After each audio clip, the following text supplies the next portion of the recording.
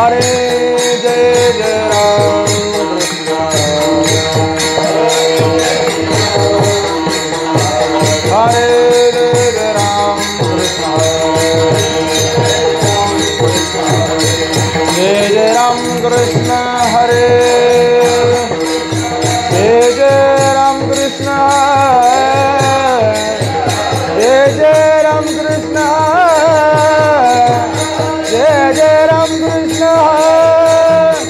जय जय राम कृष्ण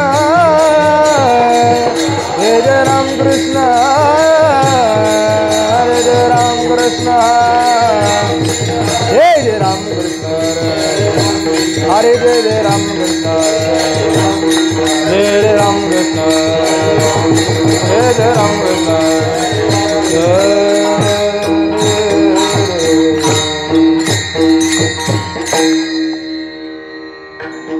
रूप पाहता लोचने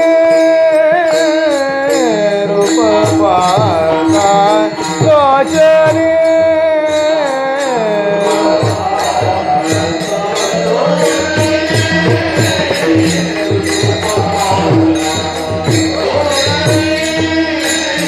रूप पाहता लोचने रूप पाहता लोचने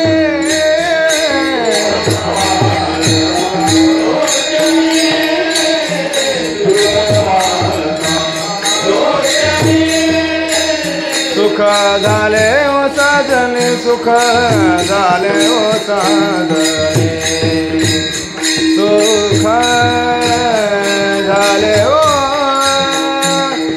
सुख झाले ओ साजने दुहावे तन बरवा दुहावे तन बरवा सुख झाले ओ साजनी साजने सुख झाले सुख झाले ओ साजने दुहावे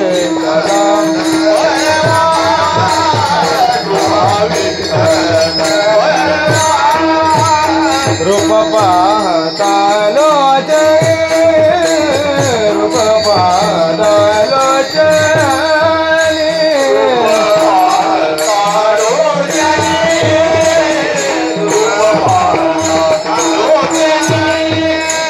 सुख झाले ओ साजने सुख झाले ओ साजने सुख झाले ओ सुख झाले ओ साजने दुहावे तन बरवा दुहावे तन बरवा सुख झाले ओ साजनी सुख झाले ओ साजनी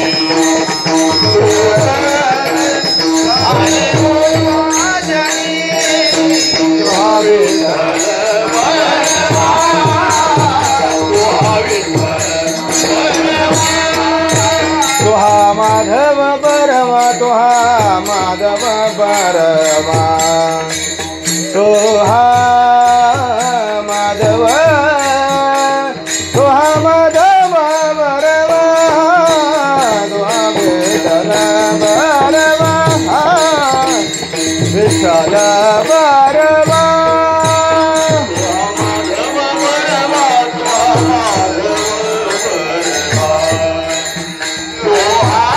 मागच आहे हा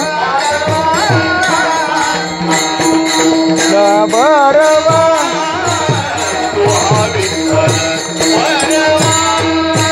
बहुत सुकृताचे जोडे बहुत सुकृताचे जोडे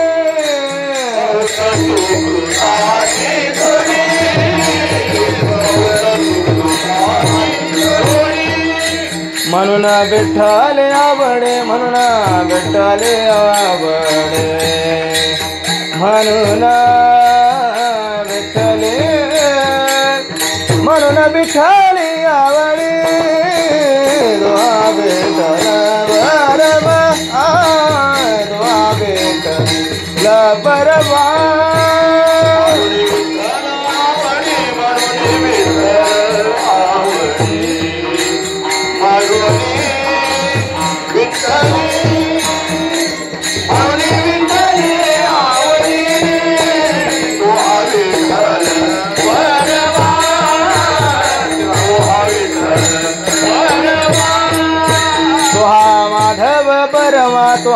माधव बरवा टाटा तो हा माधव बरवा तो हा माधव बरवा तो हा माधव तो हा माधव बरवा तो हा विठ्ठल बरवा विठ्ठल बरवा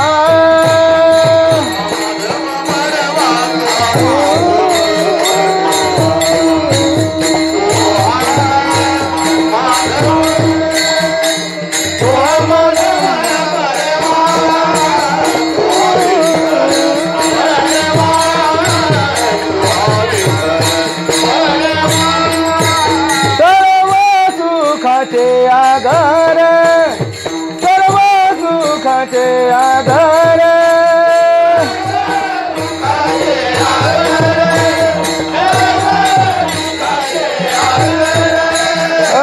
बापर कुमादेवी वर बापर कुमादेवी वर तो हा विठ्ठल बरवा तो हा विठ्ठल बरवा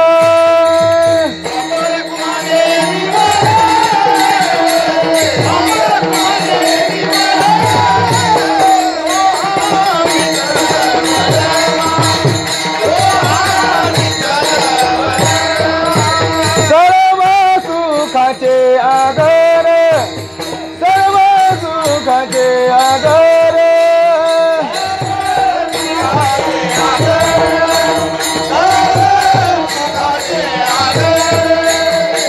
बापर कुमादेवी वर बापर कुमादेवी वर तो हा विठ्ठल बरवा तो हा विठ्ठल बरवा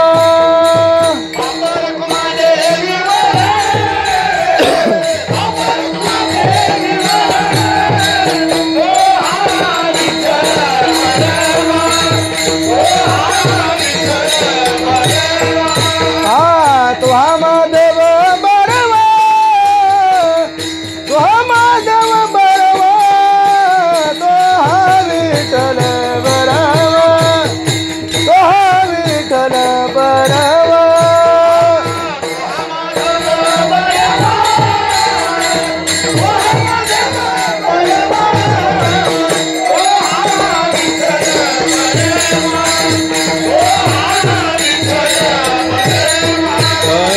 जय राम कृष्ण हरे टाळ वाजा जय राम कृष्ण हरे जय राम कृष्ण जय राम कृष्ण जय राम कृष्ण जय राम कृष्ण जय राम कृष्ण जय राम कृष्ण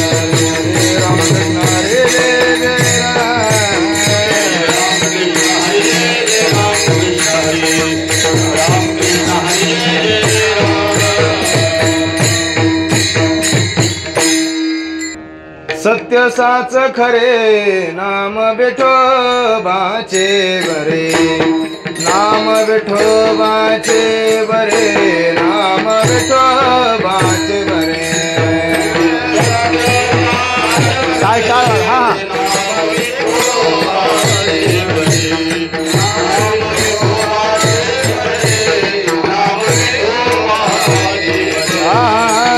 सत्य साच खरे नाम विठोबाचे बरे नाम विठोबाचे बरे नाम विठोबाचे बरे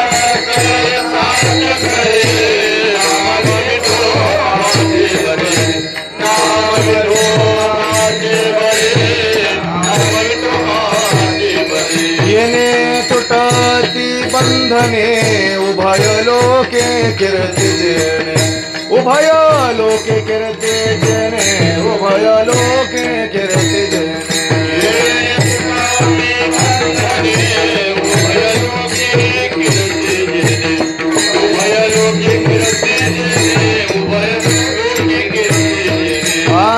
भाव ज्याचे गाठी त्याचे लाभ उठा उठी त्यासी लाभ उठावटे त्यासे लाभ उठावटे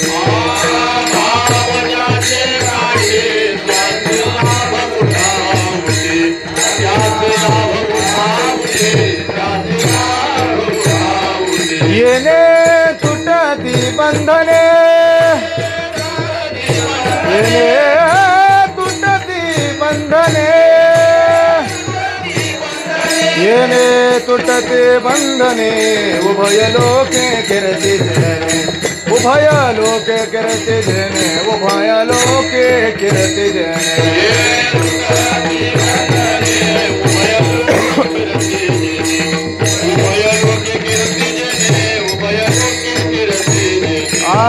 तुका म्हणे भोळा जिंको जाणे कळे काळा जिंको जाणे कळे काळा जिंको जाणे कळे काळा तुका म्हणे भोळा जिंको जाणे कळे काळा जाणे कळे काळा जिंको जाणे कळे काळा तुका म्हणे भोळा जिंको जाणे कळे काळा जिंको जाने कळे काळा जिंको जाने कळे काळा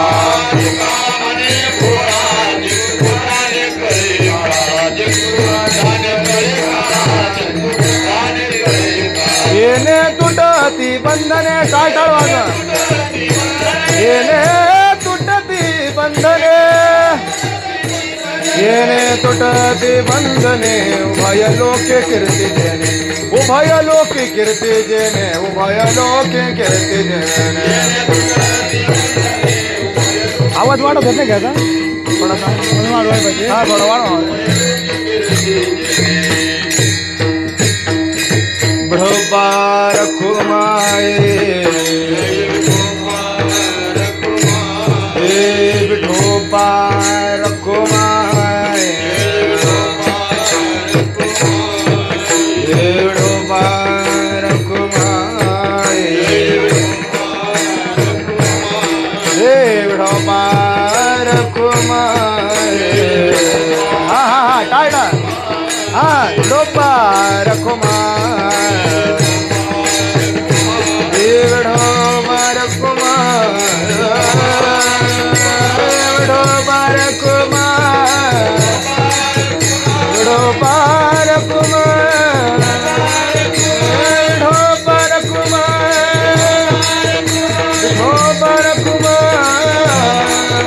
विठोबार खुमाए विठोबार खुमाए विठोबार खुमाए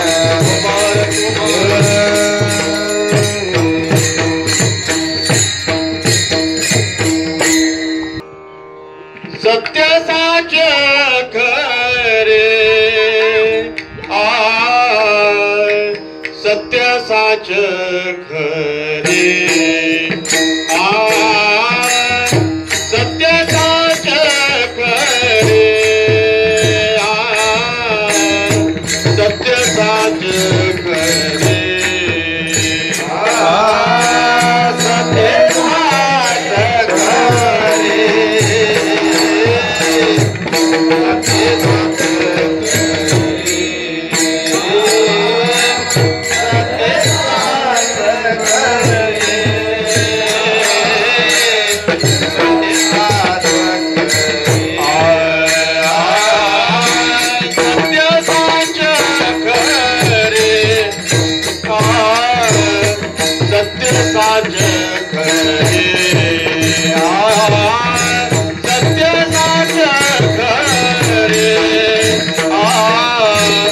सत्य साच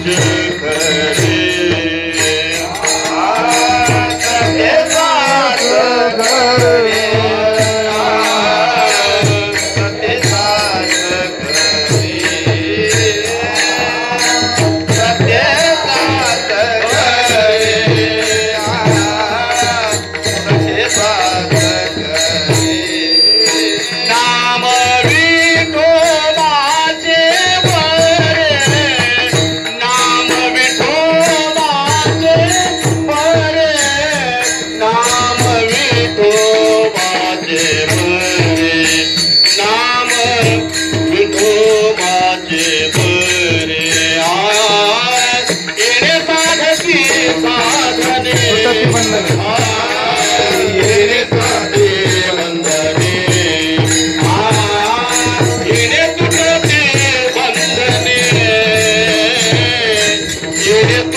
तुटती बंधने नाम विठोबाचे बरे नाम विठोबाचे बरे नाम विठोबाचे बरे नाम विठोबाचे बरे एकदा तुटती बंधने येणे तुटती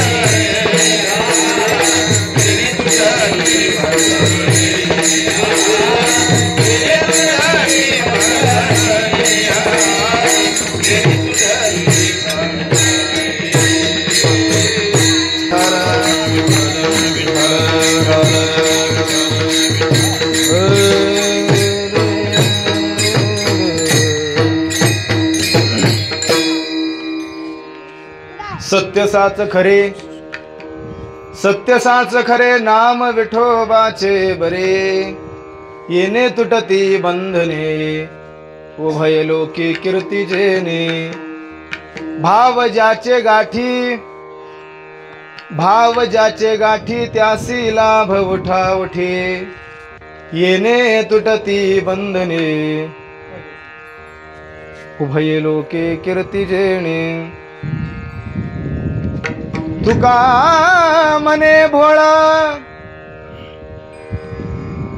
मने भोळा जिंकू जाणे कळी कळ येणे तुटती बंधने उभय लोकी कीर्ती जेने विठाला विठाला विठाला हा विठाला विठाला विठाला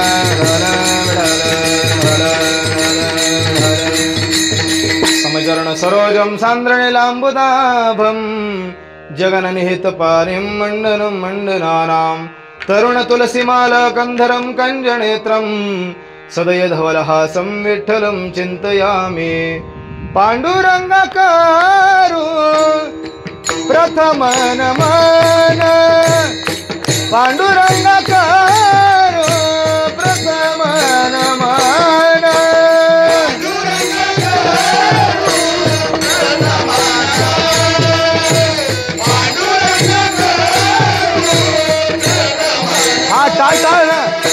पांडुरंगाकारो प्रथम नमन पांडुरंगाकारो प्रथम नमन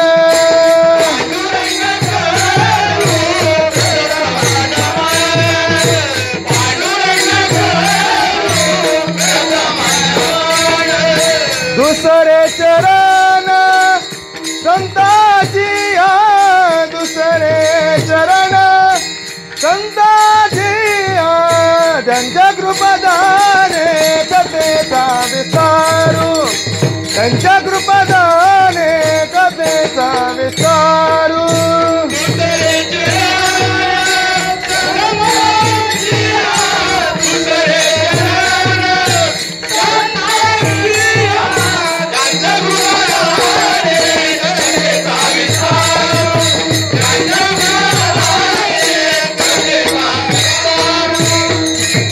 पांडुरंगा करू हटा प्रथम नमन दुसरे चरण संताची दुसरे चरण संताची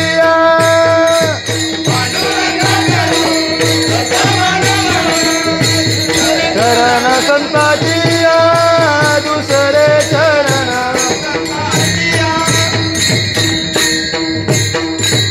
पांडुरंगा करू प्रथम नमन दुसरे चरण संताचिया त्यांच्या कृपादाने कथेचा विस्तारो बाबा रे सद्गुरु दास तुका योंत प्रवेश मम वाच मिमां प्रसुप्तां संजीवयत्तखिल शक्तिधर स्वधाम्ना अन्यौश्च हस्तचरण श्रवणत्वगादिन् प्राणा नमो भगवते पुरुषाय तुभ्यं वंशे विभूषितकरा नवनिर्दाभात् पीताम्बरा दरुणबिम्बफलाधरोष्टात् पूर्णेन्दु सुन्दरमुखादरविन्दनेत्रात् कृष्णात् परं किमपि तत्त्वं न जाने नारायणं नमस्कृत्य नरं चैव नरोत्तमं देवीं सरस्वतीं व्यासं ततो जयमुदीरयेत् नमो सद्गुरु तुकया ज्ञानदीपा नमो सद्गुरु सच्चिदानंद रूपा नमो सद्गुरु भक्त कल्याण मूर्ते नमो सद्गुरु भास्करा पूर्ण कीर्ती सेवे लागी सेवक झालो तुमच्या लागलो निज चरणा आहो स्वामी तुकया देव यावरी न करावा वेळ बदलून लागलो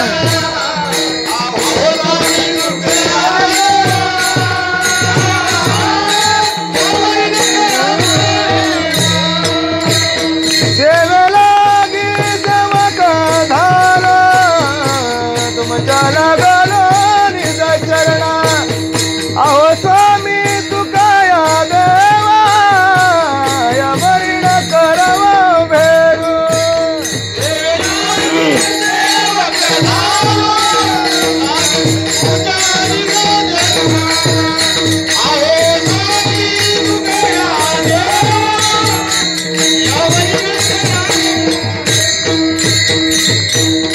सेवे लागे सेवक झालो तुमच्या लागलो निज चरणा आहो स्वामी तुकया देवा यावरी न करावा भेरू सत्य साच खरे नाम विठोबाचे बरे येणे तुटती बंधने उभय लोके कीर्ती जेणे प्रस्तुत प्राप्त प्रसंगी कीर्तन रूपी सेवे करता घेतलेला अभंग प्रतिभावंत चैतन्यात्मक विचारधारेचे महान संत कवी वैराग्याचे मूर्तिमंत पुतळे असणारे भक्ती ज्ञान वैराग्याने ओथंबून वाहिलेलं परिपूर्ण जीवन कृपेचा सागर ज्ञानाचा आगर आणि आपल्या जीवनामध्ये भक्तीच्या परमोच्च शिखरस्थानी पोहोचलेले जगद्गुरु जगतवंदने अधिकार संपन्न साधू वैराग्य राग रसिक श्रीमंत श्री जगद्गुरु तुकाराम महाराजांचा 4 चरणाचा आणि नामपर प्रकरणातील अभंग सेवेसाठी निवडलेला आहे. विठाला विठाला विठाला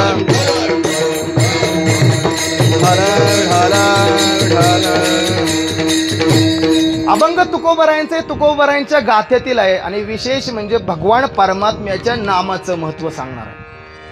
तुकोबराय भगवान परमात्म्याच्या नामाचं महत्व सांगतात की भगवान परमात्म्याचं नाम घेतल्यानंतर काय प्राप्त होतं. एवढंच नाही तर मनुष्य जीवनामध्ये होणारा अलभ्य लाभ त्या लाभाचं वर्णन तुकोबराय या अभंगातून करतात. विठाला विठाला विठाला विठाला विठाला अखिल कोट ब्रह्मांड नायक सकल गुण निधान षडगुण ऐश्वर्य संपन्न सकल जगत उद्धारक विश्ववंद्य रुक्मिणी प्राण संजीवन सकल जगत उद्धारक भगवान पंढरीश पांडुरंग परमात्म्याच्या असीम अलौकिक कृपेनं सर्व साधुसंत महात्मे यांच्या परम कृपा आशीर्वादामधून आणि आपणा सर्व मौजे बोळावीवाडी यांच्या परम अथक परिश्रमामधून संपन्न होत असलेला हा त्रिदिवसीय अखंड हरिनाम सप्ताह. विशेष म्हणजे महान भक्तिप्रधान साधू ज्यांना म्हटलं जातं हनुमंतराय. 9 भक्तीमध्ये 9 प्रकारच्या भक्तीमध्ये सर्वात श्रेष्ठ भक्ती कोणती असेल तर दास्यत्व भक्ती सांगितली. सगळी भक्ती करणं सोपं आहे, परंतु दास होऊन भक्ती करणं अतिशय अवघड आहे. आणि ती भक्ती म्हणजे हनुमंतरायांनी केली होती. अशा या हनुमंतरायाच्या पवित्र पावन प्रांगणामध्ये संपन्न होत असलेला अखंड हरिनाम सप्ताह आपणा सर्व श्रोतृजनांच्या चरणी पुनश्च एकदा अभिवादन करतो आणि कीर्तन रूपी सेवेला सुरुवात. विठाल विठाल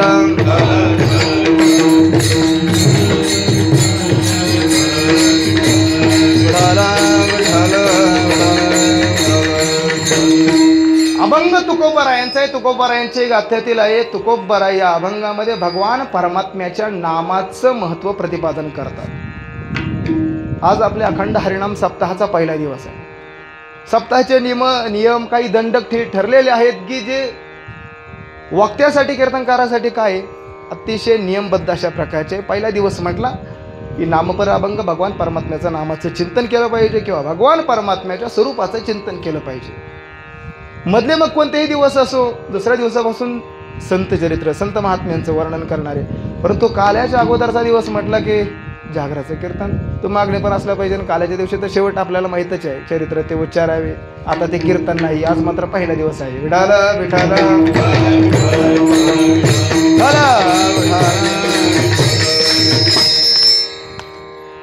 नामपर अभंग आहे. तुकोबरा या अभंगामध्ये नामाचे काही मुद्दे सांगतात. या अभंगामध्ये 8 मुद्दे सांगितलेले आहे, लक्षात ठेवा बरं का. 8 मुद्दे. पहिला मुद्दा, भगवान परमात्म्याचं नाम खरं आहे. भगवान परमात्म्याचं नाम बरं आहे. भगवान परमात्म्याच्या नामाने बंधने तुटतात. भगवान परमात्म्याच्या नामाने उभय लोकांमध्ये कीर्ती होते, तीनही लोकांमध्ये कीर्ती होते. भगवान परमात्म्याचं नाम घेण्यासाठी भाव कसा पाहिजे? भोळा भाव पाहिजे. आता मला सांगा किती मुद्दे झालेत? बरोबर, अभयचं लक्ष आहे. 5 मुद्दे. 6वा मुद्दा, भगवान परमात्म्याचं नाम घेण्यासाठी भोळा भाव पाहिजे ना. भगवान परमात्म्याचं नाम घेण्यासाठी भोळा भाव असल्यानंतर असा जो मनुष्य आहे त्याला मात्र ताबडतोब लाभ आहे. इमिडिएटली त्याच ठिकाणी लगेच लाभ प्राप्त होतो. परंतु नाम घेण्यासाठी मात्र मनुष्य कसा पाहिजे? तुकोबराय सांगतात मात्र तुका म्हणे भोळा. आता हा कितवा मुद्दा? 7वा. तुका म्हणे भोळा. नाम घेण्यासाठी मनुष्य भोळा पाहिजे. बरे, भोळा असण्याचं कारण काय याचं आपण पाहणार आहोत. आणि भोळा असलेला भक्तच 8व्या मुद्द्यामध्ये सांगतात की तो काय करू शकतो, त्याचा जीवनामधला परिणाम तो कळीकाळालाही जिंकू शकतो. विठाल विठाल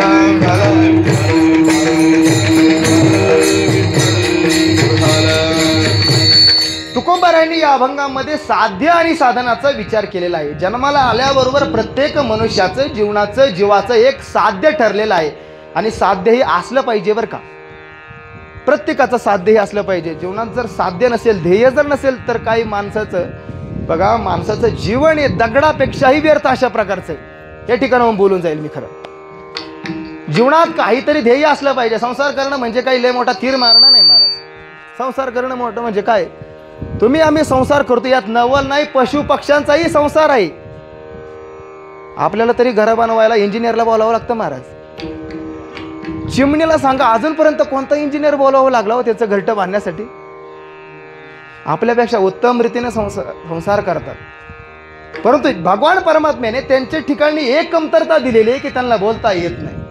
परंतु भगवान परमात्म्याने तुम्हाला आम्हाला एक गोष्ट अतिशय योग्य अशा प्रकारची दिलेली आहे की ते म्हणजे आपल्याला बोलता येणं.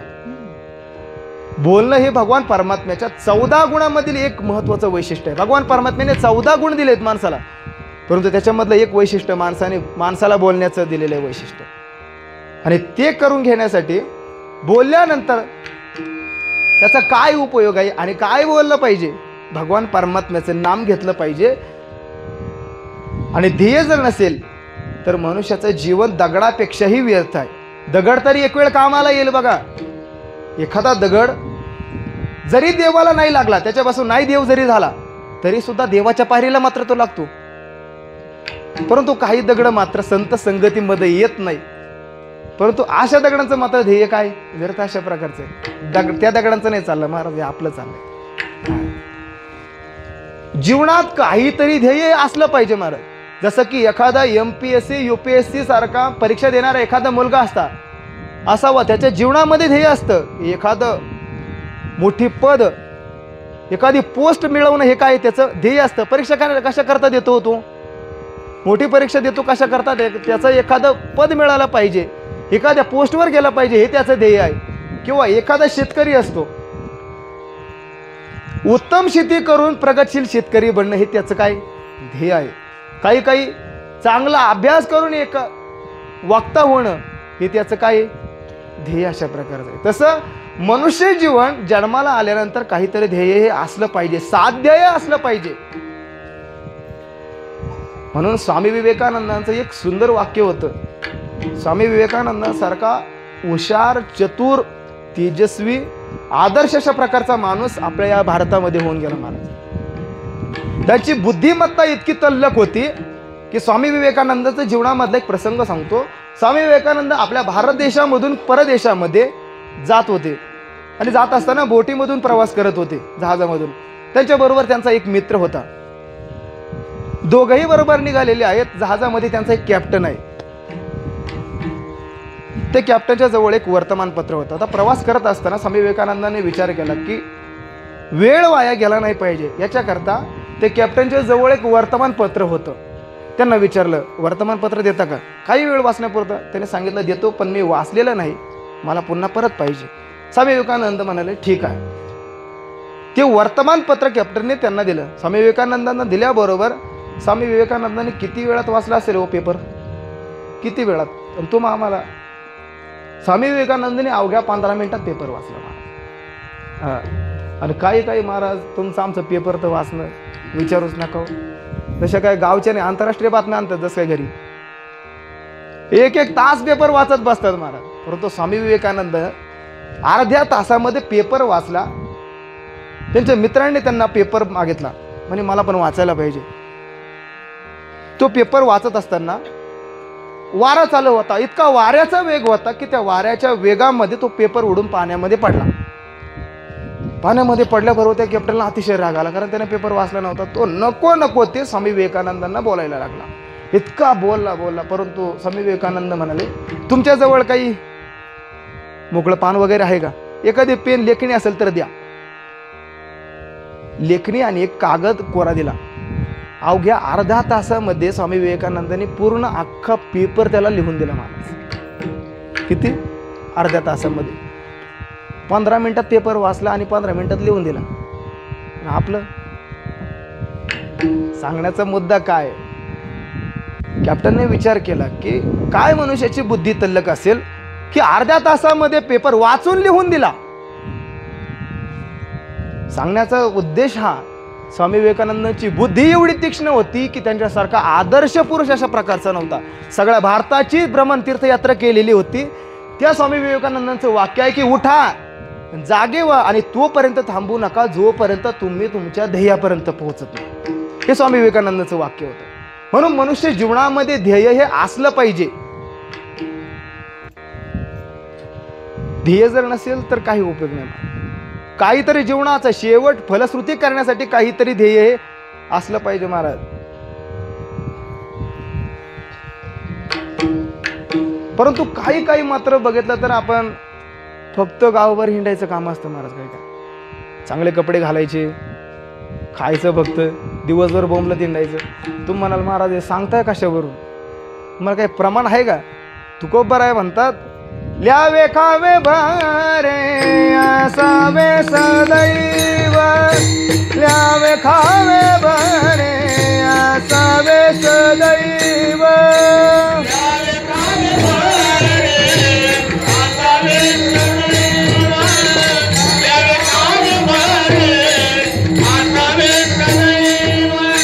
हेची करी हवा संसारी, हेची करी हवा संसारी, ल्यावे खावे भरे असावे सदैव, ल्यावे खावे बरे असावे सदैव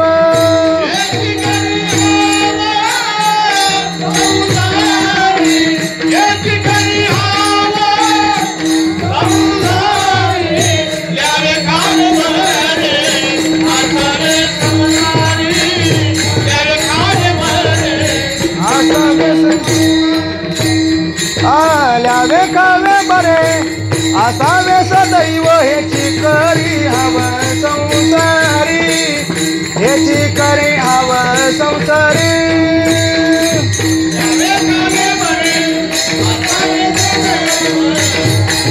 हव संसारी हेची करी हव संसारी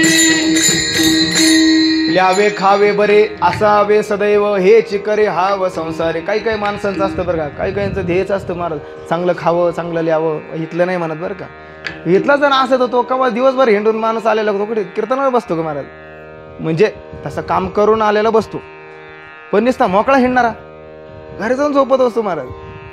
ल्यावे खावे बरे चांगलं ल्यावं चांगलं खावं असावे सदैव हेच करी हावा संसारी. काही काहीचं ध्येयच असतं.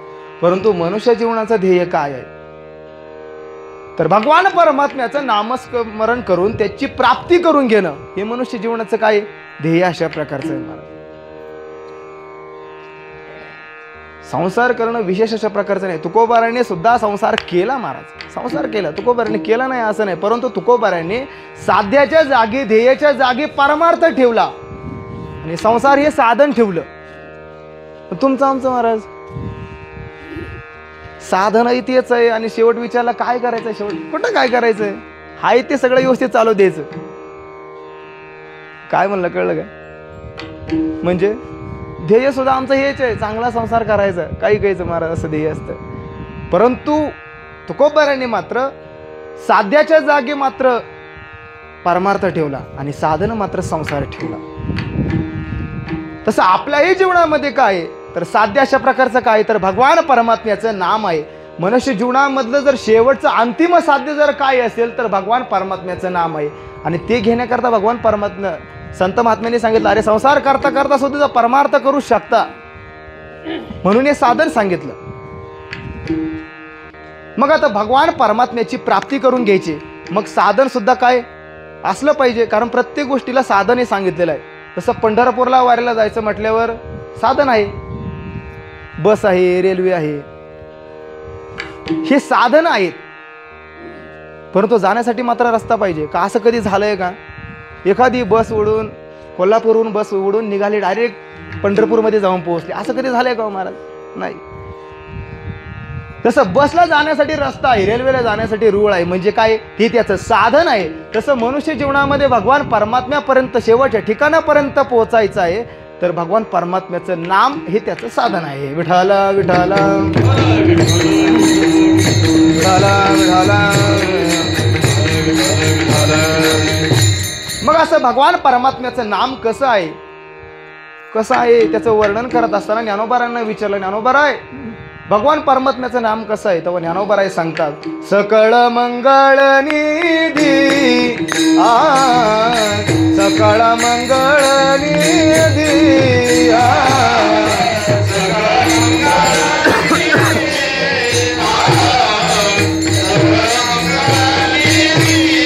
श्री विठ्ठलाचे नामाधी श्री विठ्ठलाचे नामाधी मनकारे जना मनकारे जना श्री विठ्ठल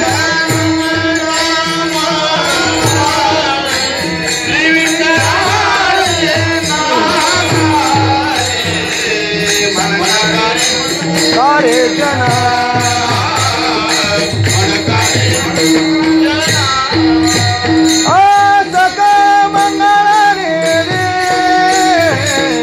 विठ्ठलाचे नामाधी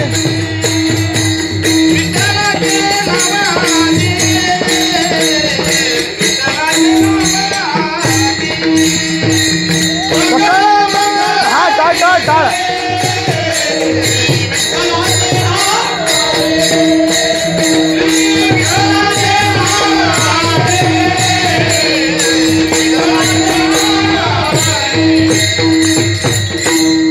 सकळ मंगळ निधी श्री विठ्ठलाचे नामाधी.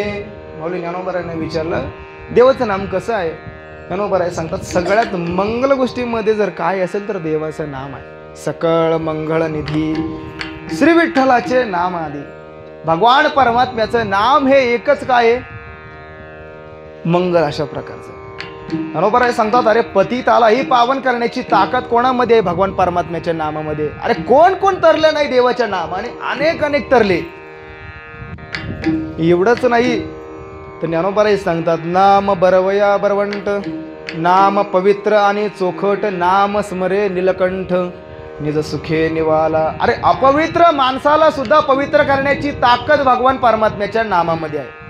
एकदा भगवान शंकरजी सकाळच्या वेळेला नामस्मरण करत बसले होते, पूजा करत बसले होते आणि पूजा चालू असताना पार्वती माता त्या ठिकाणी आल्या. पार्वती मातेनं पाहिलं सकाळ सकाळी नामस्मरण करताय. काय सकाळ सकाळी कोणाचं नामस्मरण करताय? काय पार्वती पार्वती म्हणताय काय? आपल्यासारखा एखादा असता तर महाराज गंगे गंगे 10 वेळा बोलून झालं असतं.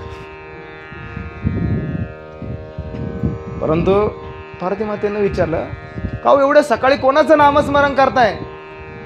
म्हणजे तुझं जर नामस्मरण केलं असतं तर मी आता कवाच परमपदाला पोहोचलो असतो. भगवान शंकरजी म्हणतात मी माझ्या हृदयनाथाचं स्मरण करतोय. कोण आहेत भगवान शंकरजीचे हृदयनाथ? कोण आहेत? जनाबाईंनी वर्णन केलंय. श्रीराम जय राम जय जय राम. म्हणा म्हणा श्रीराम जय राम जय जय राम. श्रीराम जय राम जय जय राम. श्रीराम जय राम जय जय राम. श्रीराम जय राम जय जय राम. भजन करी महादेव भजन करी महादेव भजन करी महादेव भजन करी महादेव. राम पूजे सदा सेवा राम पूजे सदा सेवा भजन करी महादेव भजन करी महादेव. राम पूजे सदा शिव राम पूजे सदा शिव भजन करी महादेव भजन करी महादेव.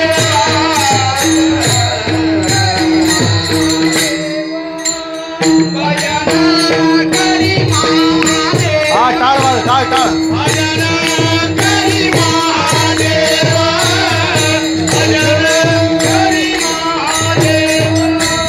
राम पूजी सदा शिव राम पूजी सदा शिव भजन करी महादेव भजन करी महादेव. राम पूजी सदा शिव राम पूजी सदा शिव भजन करी महादेव भजन करी महादेव. भजन करी महादेव राम पूजी सदा सेव. दोघे देव एक पाही तया एक तुझे नाही. जाणी म्हणे आत्मा एक सर्व घटी तो व्यापक.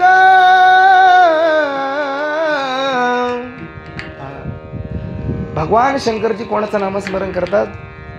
हरी हरी हरी मंत्र हा शिवाचा म्हणते जे वाचा तया मोक्ष. भगवान शंकरजी प्रभू रामाचं स्मरण करतात आणि प्रभू रामचंद्र भगवान शंकराचं नामस्मरण करतात. महाराज दोघंही एकमेकाचं नामस्मरण करतात. पण माणसांना काय सवय लागले काय ना. माणसं म्हणतात यात काही जे कट्टर सेवपंथीनं महाराज ते म्हणणार नाही रे, शंकराचं नाव घेतलेलं ते रामाला आवडत नाही आणि रामाचं नाव घेतलेलं शंकराला आवडत नाही महाराज. जे देवादेवामधले भांडण महाराज ते देवाने नाही लावले महाराज, हे तुम्ही आम्ही लावून दिले महाराज. इतके अवघड. एका ठिकाणी भारतातलं एक असं ठिकाण आहे की त्या ठिकाणी 2 पंथाची लोक आपल्याला पाहायला मिळतात. एक शैव पंथ आणि एक वैष्णव पंथ. त्याला शिवकांची आणि विष्णुकांची म्हटलं जातं. आपण जरी नेटवर माहिती पाहिली तर त्या ठिकाणी अजूनही वादविवाद आहेत, अजूनही वादविवाद आहे. म्हणून दोघही पाहिले तर दोघही एकच आहे. जसं हरिहरा भेद नाही करुणे वाद, एक एकाचे हृदयी गोडी साखरेच्या ठाई. मला सांगा, ऊसापासून कधी गोडी वेगळी झाली का? ज्या ठिकाणी ऊस आहे त्या ठिकाणी गोडी आहेच.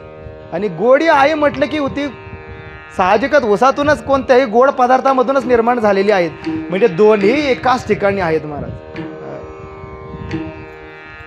खरं पाहिलं तर इलेक्शनमध्ये बघा, उमेदवाराचं काही टेन्शन नसतं. बिचारे बरोबर खाता जेवता झोपतात, एक टेन्शन त्यांना विचारायला काही नसतं. एक खालच्या लोकांना टेन्शन असतं, जे कार्यकर्ते असतात ना महाराज त्यांना लई टेन्शन असतं.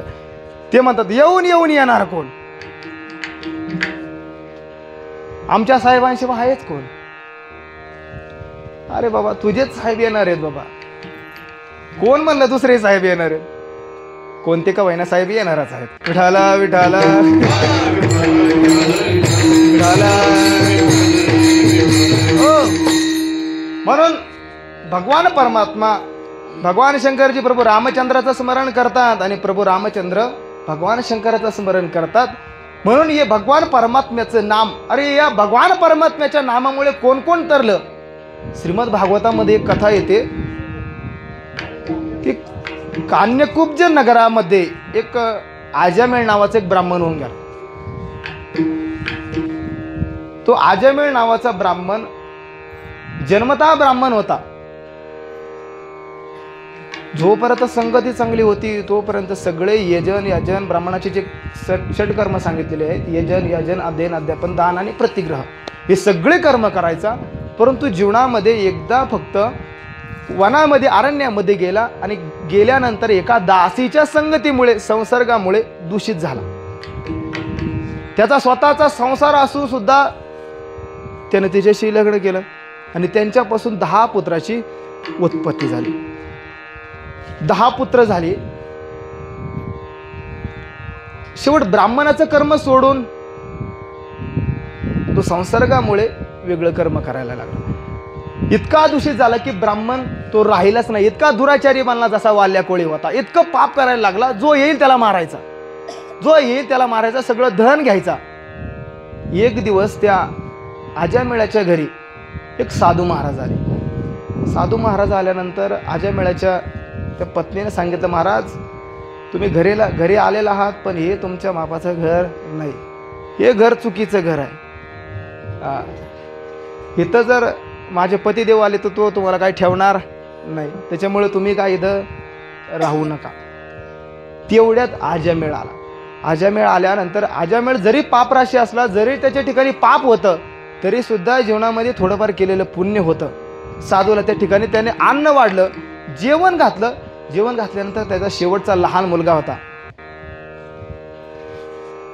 मला सांगा, माणसाचं प्रेम सर्वाधिक कोणत्या मुलावर असतो?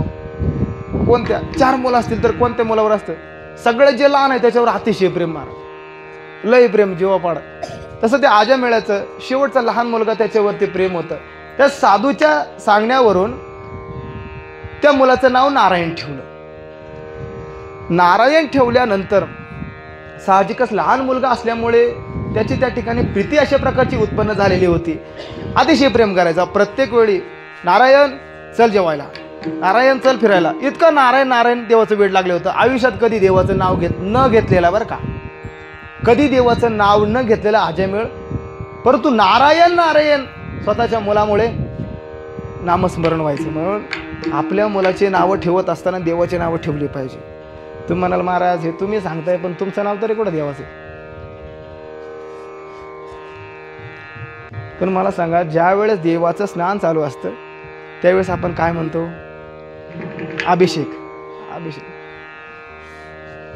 म्हणजे काय का होईना निमित्ताने का होईना देवाचं नाव येतंय. असो, परंतु आपल्या मुलाचं नाव काय ठेवलं पाहिजे निदान नाहीतर आपल्या आताच्या काळामध्ये नाव रिंकू, पिंकू, बाबल्या, विशेष म्हणजे लय फेमस झालं नाव पप्या. आपल्या मुलाचं नाव असं ठेवलं पाहिजे निदान आयुष्यभर जरी देवाचं नाव घेतलं नाही तरी मरताना का होईना पोराच्या नावाने का होईना तरी मोक्ष मिळाला पाहिजे का नको.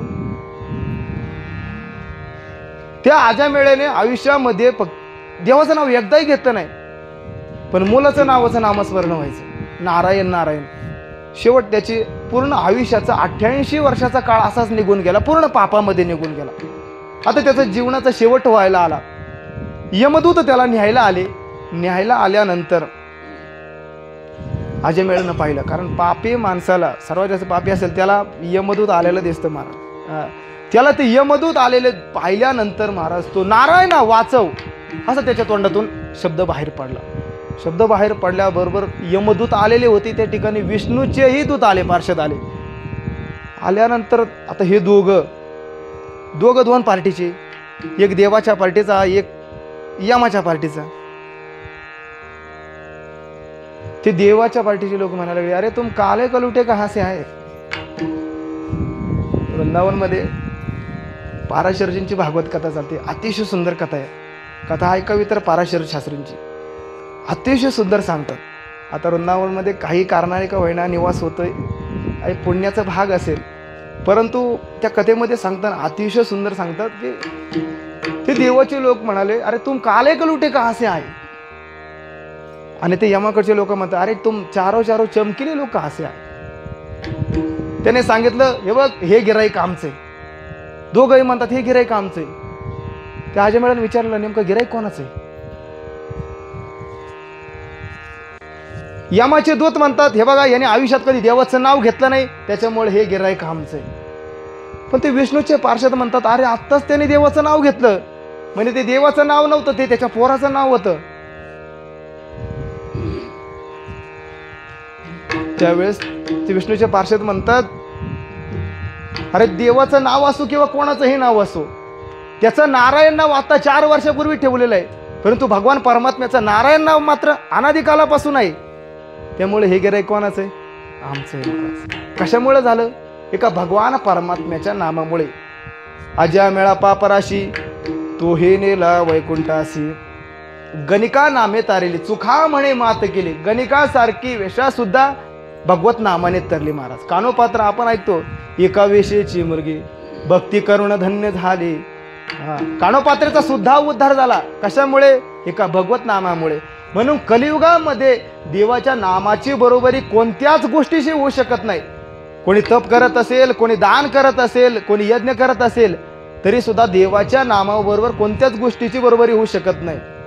सुभाषितकाराने एका ठिकाणी वर्णन केलंय, गोकोटी दानम ग्रहणेषु काशी प्रयाग गंगायुत कल्पवास यज्ञायुत मेरु सुवर्णदानम गोविंदम नाम स्मरेन तुल्यम. सुभाषितकाराने वर्णन केलंय की ग्रहणाच्या मुहूर्तावर कोटी गायी जरी दान केल्या, एवढंच नाही, त्याच्या पुढे जाऊन ऐका, प्रयाग काशी सारख्या तीर्थक्षेत्राच्या ठिकाणी जाऊन जरी राहिलं, मेरू पर्वता एवढं जरी सुवर्ण दान केलं तरी सुद्धा त्याची बरोबरी भगवत नामाशी होऊ शकत नाही. विठाला विठाला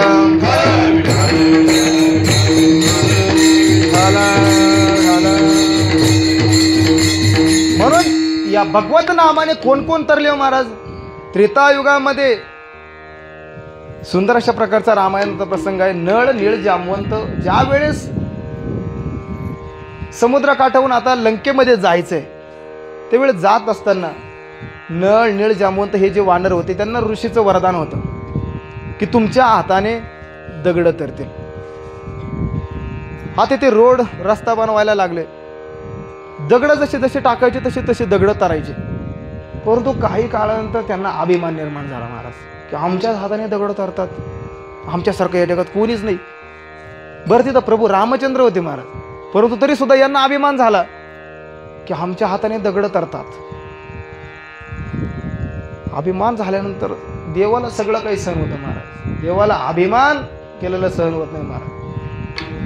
नारद भक्तिसूत्रामध्ये सांगतात ईश्वरस्याप्य अभिमान द्वेषित्वात दैन्य प्रियत्वाच.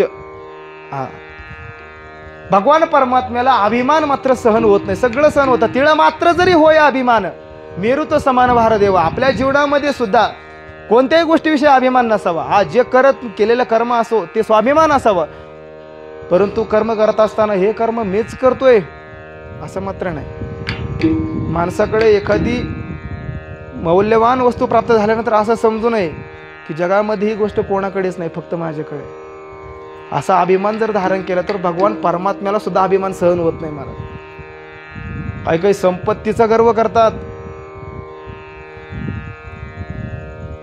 परंतु भगवान परमात्म्याला मात्र संपत्तीचा सुद्धा अभिमान झालेला सहन होत नाही, सत्तेचा सुद्धा नाही, सौंदर्याचा सुद्धा नाही. सर्वात मोठं उदाहरण सांगितलं जातं की रावणाची संपत्ती किती होती हो.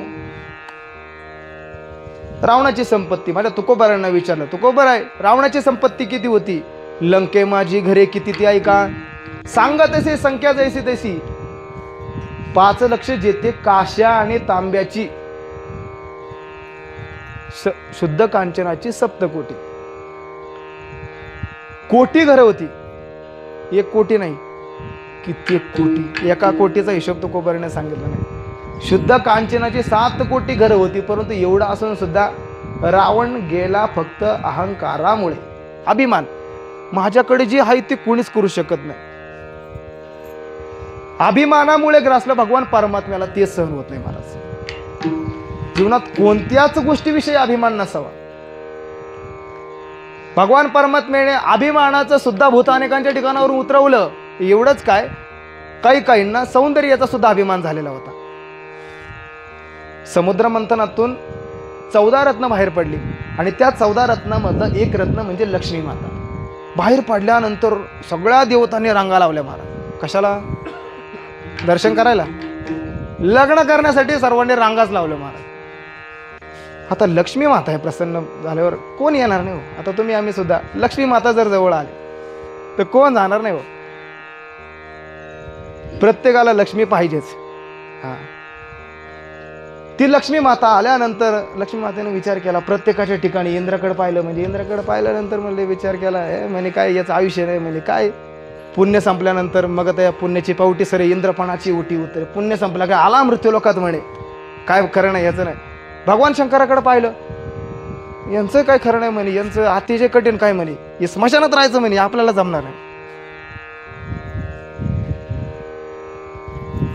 चंद्राकडे गेले, चंद्राकडे पाहिल्यानंतर म्हणे हा खूप पौर्णिमेला अतिशय प्रकाश येतो, पण 15 दिवसातून पुन्हा काळा पडतो म्हणे, डागवाला हा म्हणे, याचा काही उपयोग नाही. शेवट सगळ्या देवांना बाहेर काढत एका बाजूला भगवान विष्णू त्या ठिकाणी बसले होते.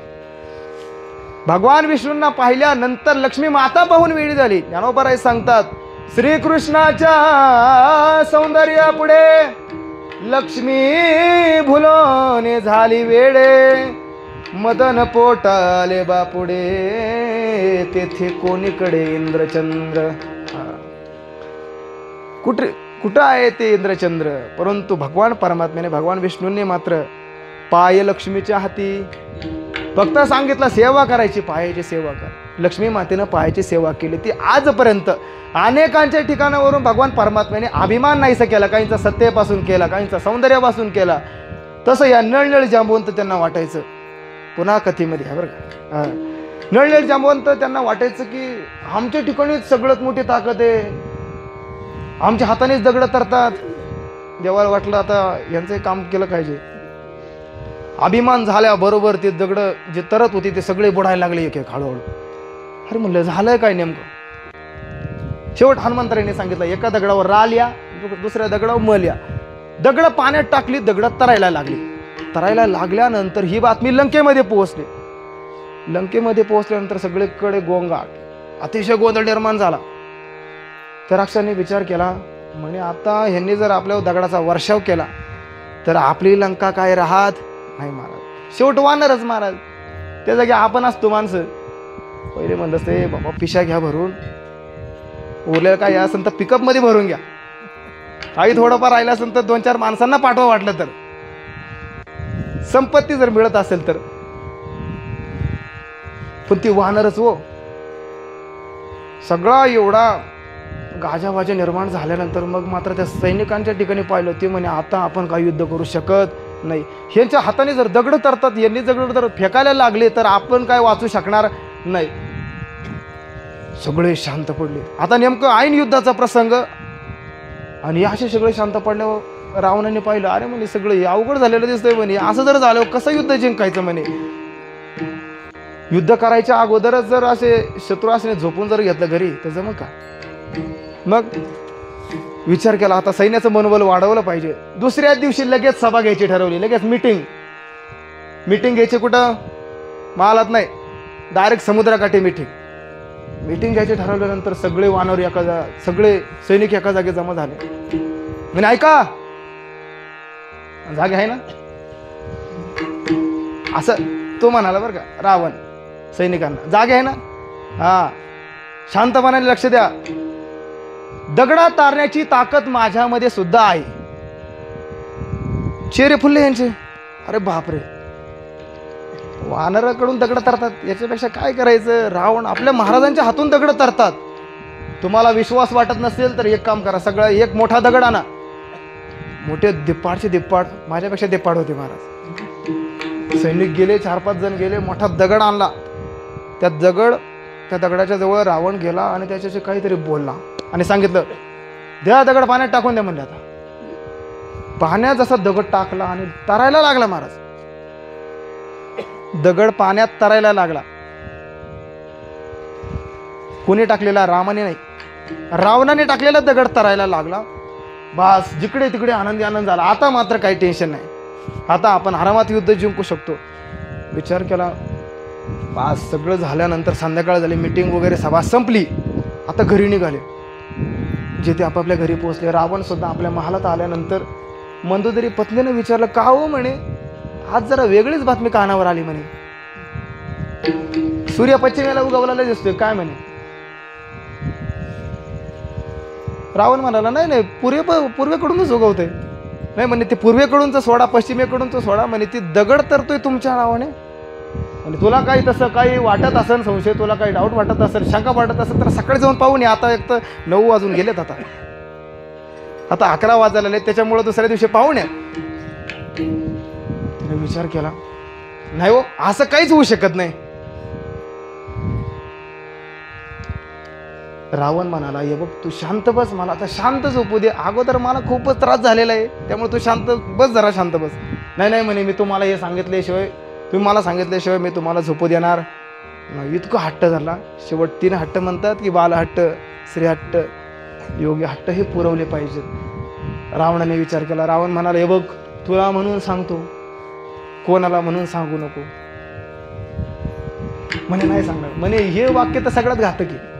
महिला मंडळांना विचारा, एखादी गोष्ट यांना कधी सांगितली, ह्यांनी कधी दुसऱ्यापर्यंत सांगितलं नाही, असं कधी नाही हो.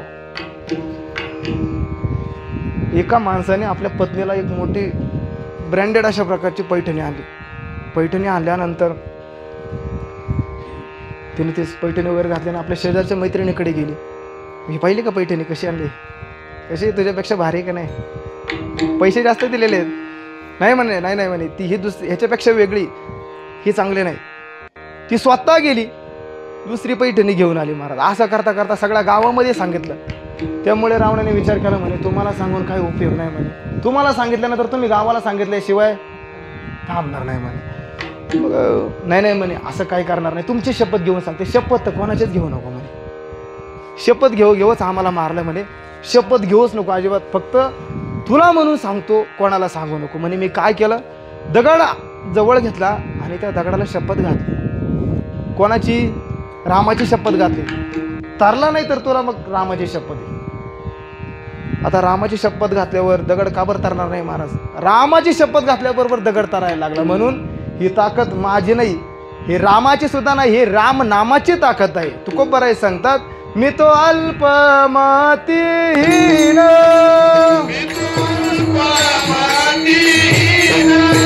काय वर्णू तुमचे गुण,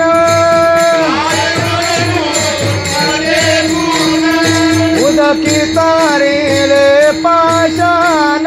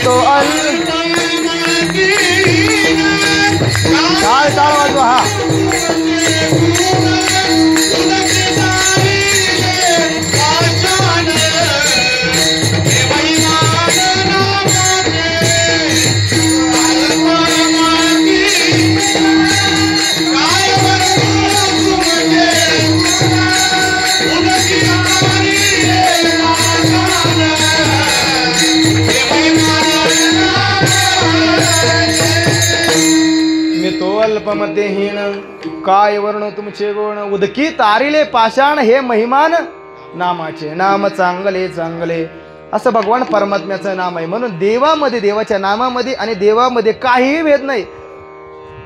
जसं की भगवान परमात्म्याचं नाम हे देश काल वस्तू परिच्छेद नाव आहे. देशकाळ वस्तू भेद मावळला आत्मा निर्वाळला विश्वाकार. भगवान परमात्म्याचं नाम जसं सगळीकडे आहे तसं तो भगवान परमात्मा सगळीकडे आहे. विठ्ठल जळीस्थळी भरला रेता ठाव नाही वरला अजिम्या दृष्टीने पाहिला विठ्ठलचे विठ्ठल. हिरण्यकश्यपूने विचारलं तुझा नारायण कुठं आहे? प्रल्हादाने सांगितलं कुठं नाही ते दाखवू. म्हणे सगळीकडे आहे. खांबात लात मारल्याबरोबर हाकोण्या हाकेसर शिवडी घालोण्या स्तंभ फोडे तक्षणी त्याच बरोबर खांबामधून भगवान परमात्मा प्रगट झाले. म्हणून भगवान परमात्म्याचं नाम हे सगळ्या विश्वामध्ये अशा प्रकारचं सामावणार आहे. एवढंच नाही तर तुकोबाराय सांगतात की हे भगवान परमात्म्याचं नाम हे कलियुगामध्ये मात्र अतिशय खरं आहे आणि बरंही आहे. अभंगाच्या पहिल्या चरणामध्ये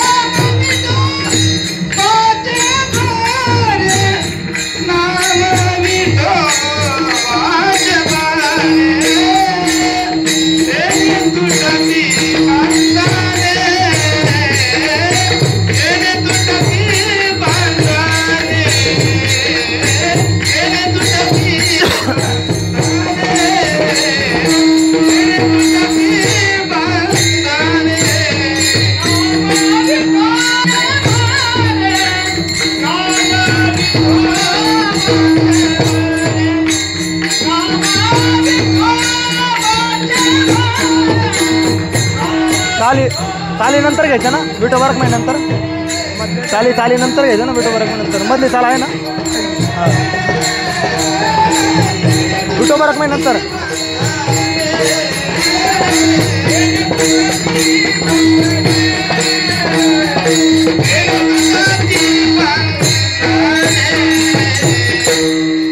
सत्य साच खरे नाम विठोबाचे बरे. भगवान परमात्म्याचं नाम खरं आहे बरं का.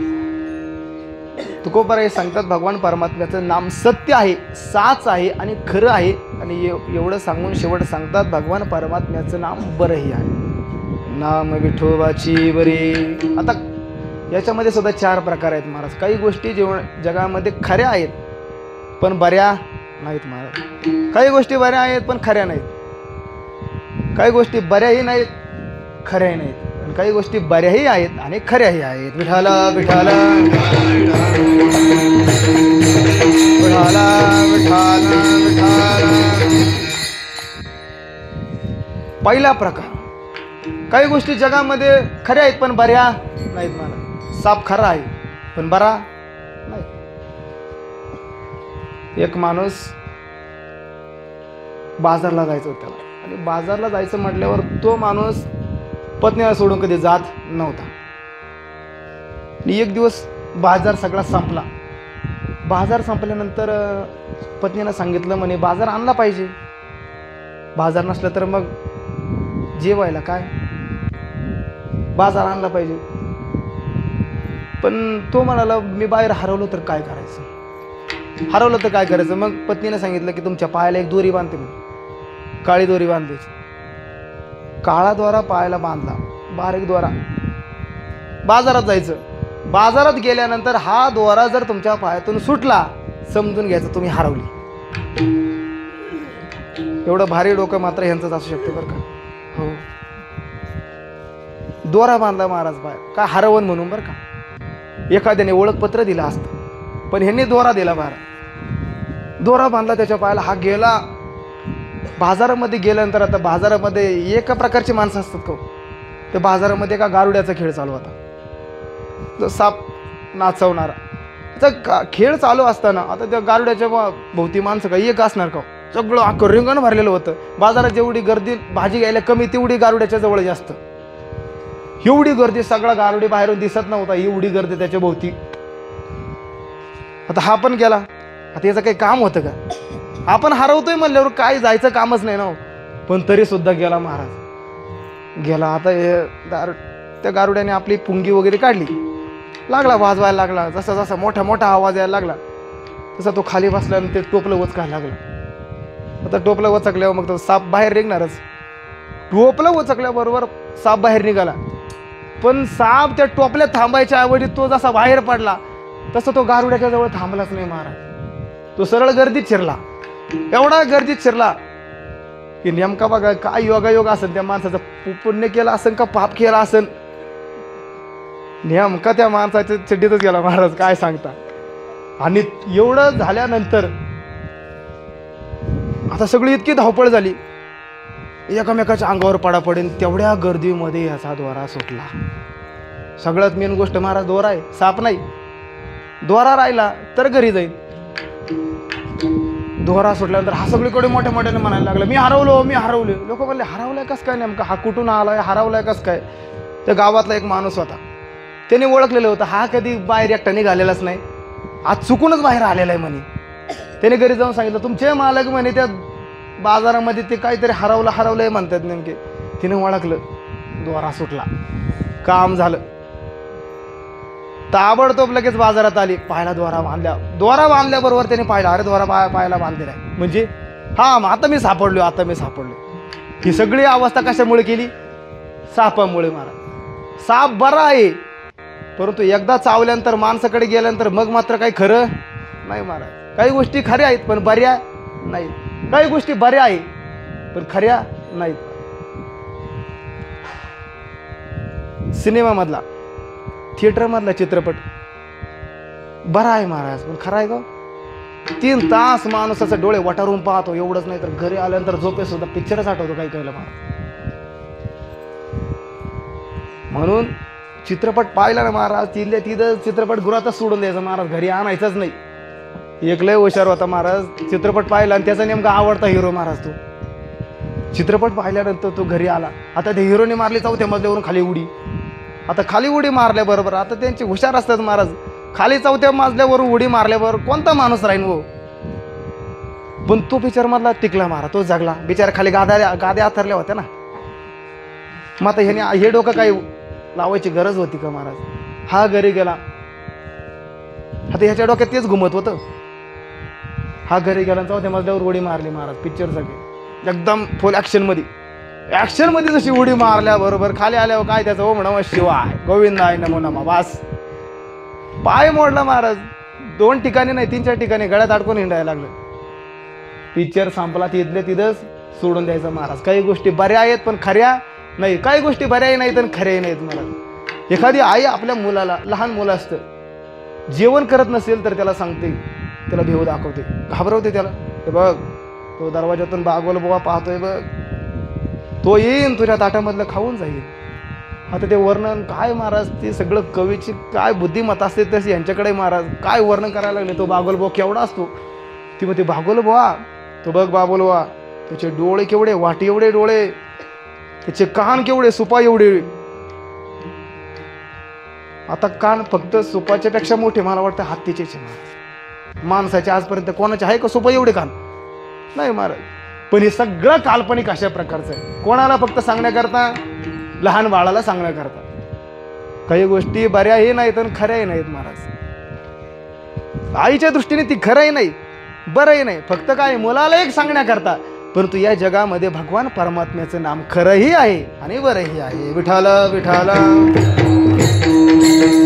विठाल विठाल विठाल विठाल विठाल. असं भगवान परमात्म्याचं नाम खरंही आहे आणि बरंही आहे. मग ते भगवान परमात्म्याचं नाम घेतल्यानंतर काय होतं, जीवनामध्ये होणारा लाभ काय, तुकोबरा या अभंगाच्या दुसऱ्या चरणामध्ये तुटती बंधने तुटती बंधने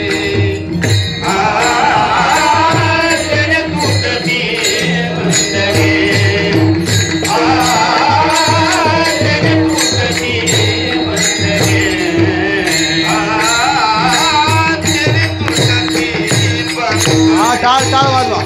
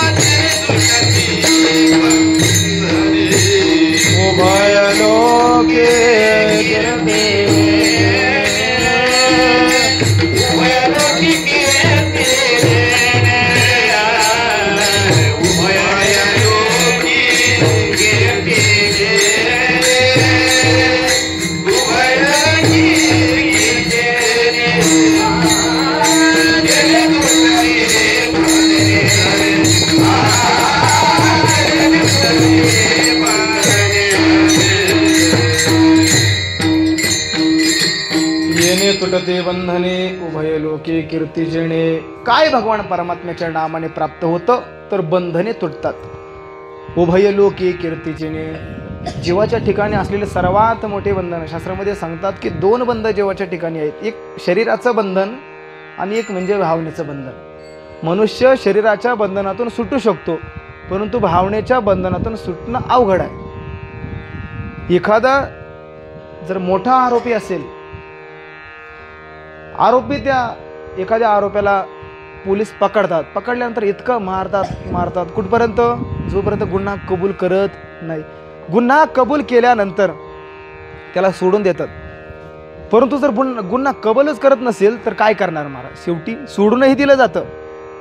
शरीराच्या बंधनातून सुटू शकतो, परंतु अंतःकरणामध्ये जे मनाचं बंधन आहे त्याच्यामधून सुटणं अतिशय अवघड आहे. जसं ज्ञानोबा सांगतात की एका दृष्टांत देतात, जसं एखादा पोपट असेल महाराज, ज्ञानोबा सांगतात की तो पोपट एखाद्या झाडावर बसल्यानंतर जो पारधी आहे, जो पक्षी पकडणारा, तो काय करतो, एका दोरीमधून एक नळी लावतो आणि नळी लावल्यानंतर त्यामधून दोरी काढतो. नळी वरचेवर राहते, त्या नळीवर तो पोपट बसतो. तो पोपट बसल्यानंतर त्या पोपटाच्या वजनाने नळी उलटी झाल्याबरोबर सरळ असलेला पोपट काय होतो, उलटा होतो. उलटा झाल्यानंतर त्या पोपटाला वाटतं की मी खाली सुटलो तर पडेन, परंतु खाली सुटल्यानंतर खरं पाहिलं तर तो उडू शकतो, परंतु त्याच्या अंतःकरणामध्ये एक भावना असते की खाली सुटल्यानंतर मी मात्र पडू शकतो.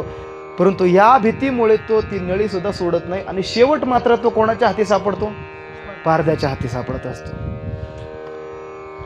मनुष्य सुद्धा शरीराच्या बंधनातून सुटू शकतो, परंतु भावनेच्या बंधनातून सुटणं अतिशय अवघड आहे. ज्ञानोबा सांगतात, जैसे शुकाचे अंगवारे नळिका गोविंदली की मोहरे, परितेने उडावे न पुरे मन शंका. पण असं सुद्धा बंधन कशाने तुटू शकतं, येणे तुटती बंधने.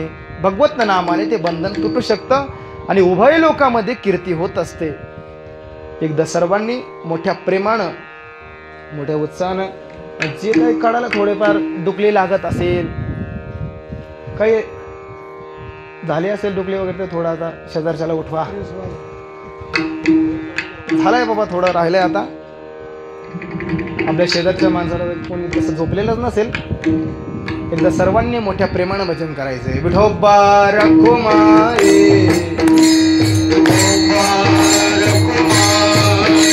विठोबा रखुमाई विठोबा रखुमाई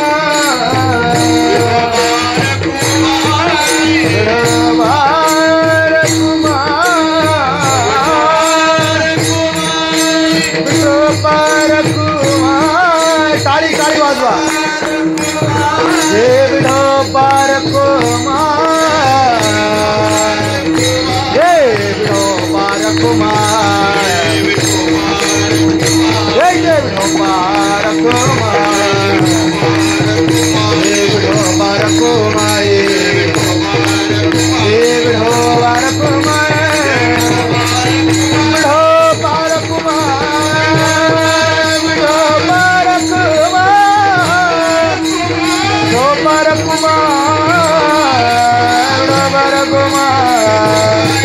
हे विठोबा रखुमाई कुंडली कवरधारिक श्री ज्ञानदेव पंढरीनाथ भगवान माऊली ज्ञानेश्वर महाराज जगद्गुरु तुकाराम महाराज छत्रपती शिवाजी महाराज धर्मवीर संभाजी महाराज हो बारकुमाय हो बारकुमाय हो बारकुमाय हो बारकुमाय.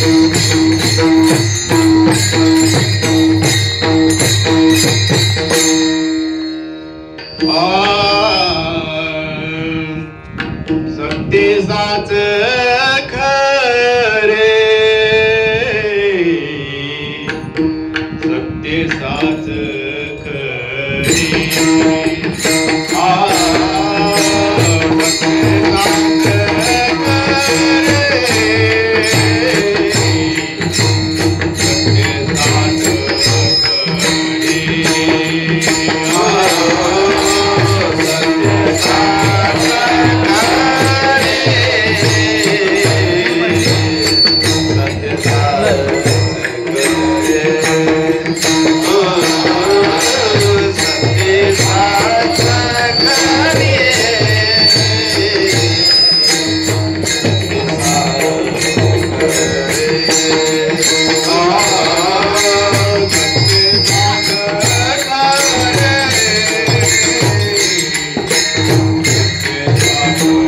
आपल्या गावातलं का बोला.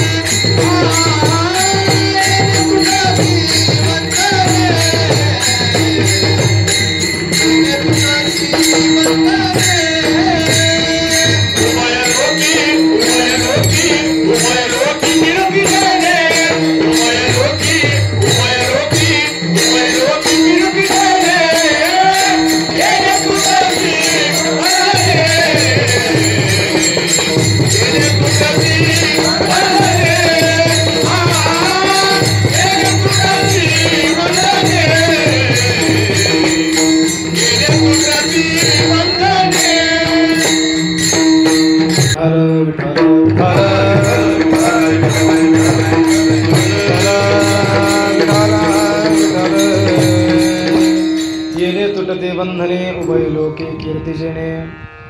तुकोबराय सांगतात की त्या नामस्मरणामुळे बंधने तुटतात. उभय लोकांमुळे तीनही लोकांमध्ये कीर्ती होते, ते एका नामस्मरणामुळे.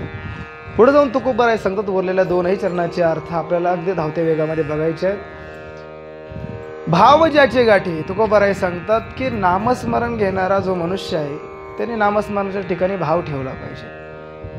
न काष्टे विद्यते देव न पाषाणेन मृण्मयी भवे विद्यते देव तस्मात् भावो हि कारणम. भाव पाहिजे.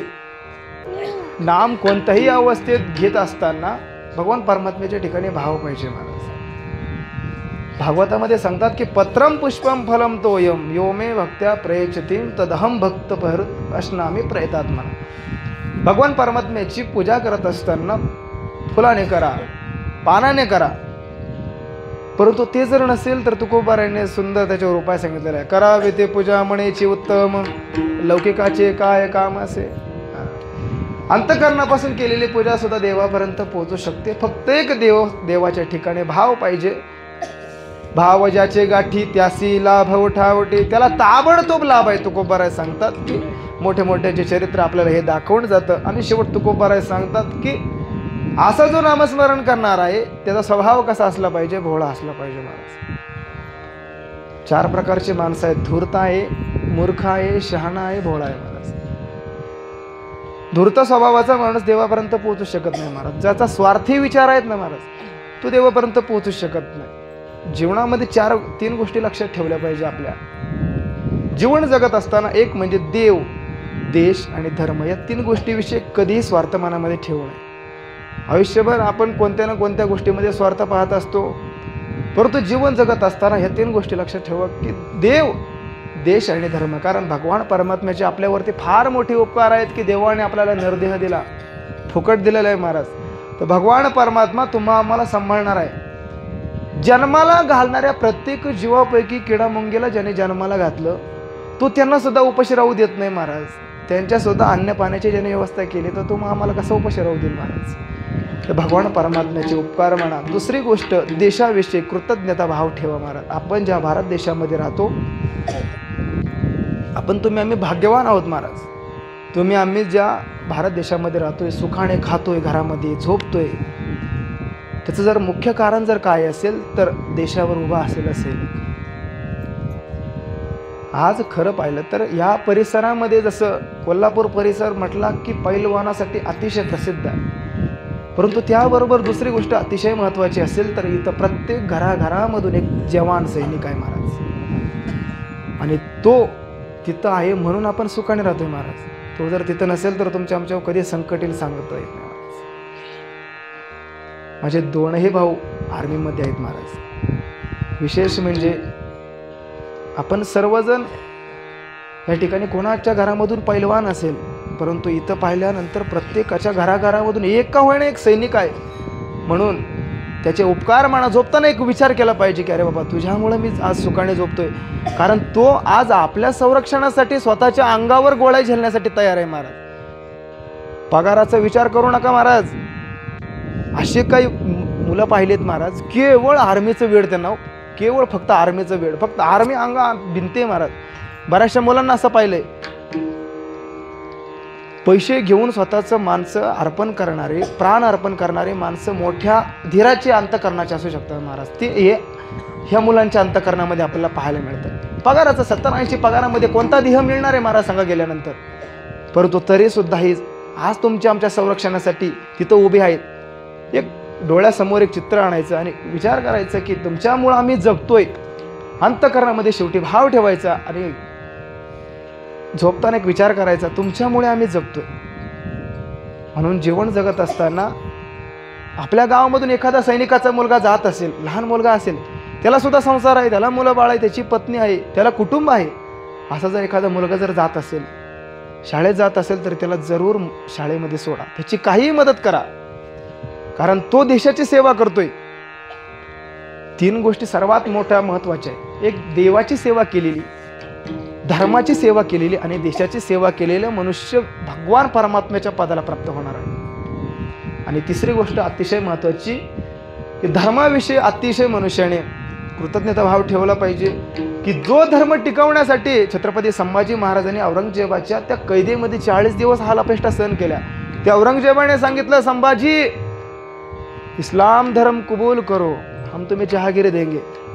त्यावेळेस संभाजी महाराजांचे वाक्य होते, औरंगजेब धर्म का मतलब आस्था होती है और आस्था कभी बदली नहीं जाती. औरंगजेब मरण झालं शेवट, परंतु शरण मात्र गेले नाही महाराज औरंगजेबाला. तेवढ्या सगळ्या 40 दिवसांमध्ये हाल अपेष्टा सहन केल्या ज्या शंभूराजांनी, त्या ज्यांनी आपल्या जीवाचं बलिदान केलं केवळ फक्त धर्म टिकवण्यासाठी, धर्म जागृत ठेवण्यासाठी, तो सुद्धा धर्म तुम्ही आम्ही टिकवावा. आणि असं कोणीतरी म्हटलेलं आहे की देश धर्म पर मिटने वाला शेर शिवा का छावा था, महापराक्रमी परम प्रतापी एक शंभू राजा था, एक शंभू राजा था और एक शंभू राजा था. यांनी मात्र जीवनामध्ये मात्र स्वार्थाचा कधी विचार केला नाही महाराज. छत्रपती शिवाजी महाराजांचं उभ्या 51 आयुष्यामध्ये घराचं तोंड किती कमी वेळा पाहिलं असेल. अख्ख्या पूर्ण आयुष्यामध्ये 350 किल्ले जिंकले. किती वर्षात? 50 ते 52 वर्षाचा शिवाजी महाराजांचा काळ. किती वेळ मिळत असेल हो घरामध्ये लक्ष देण्यासाठी. परंतु सगळं जीवन स्वार्थासाठी नव्हतं महाराज, जगतासाठी होतं. स्वार्थी मनुष्य देवापर्यंत पोहोचू शकत नाही. मूर्ख असलेला माणसा तो देवापर्यंत पोहोचू शकत नाही. शहाणा मनुष्य असलेला देवापर्यंत पोहोचू शकत नाही. परंतु जर भोळा असेल, तुकोबराय सांगतात, तो कळी काळाला सुद्धा जिंकू शकतो. तुका म्हणे भोळा जिंको जाणे कळी काळा, येणे तुटते बंधने उभय लोके कीर्ती जेणे. ज्ञानेश्वर मावले ज्ञानराज मावले मावले, ज्ञानेश्वर मावले ज्ञानराज मावले मावले, ज्ञानेश्वरा मावले ज्ञानराज मावले.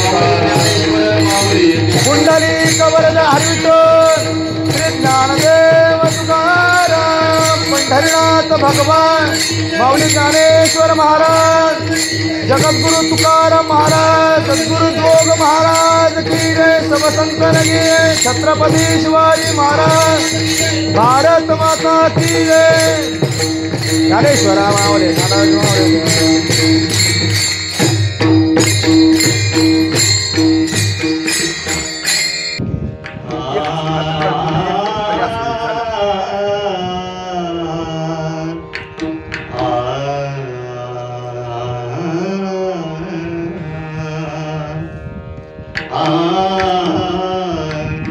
तुका म्हणे भोळा,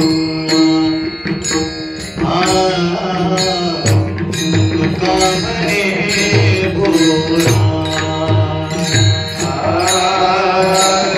तुका म्हणे भोळा, तुका म्हणे भोळा.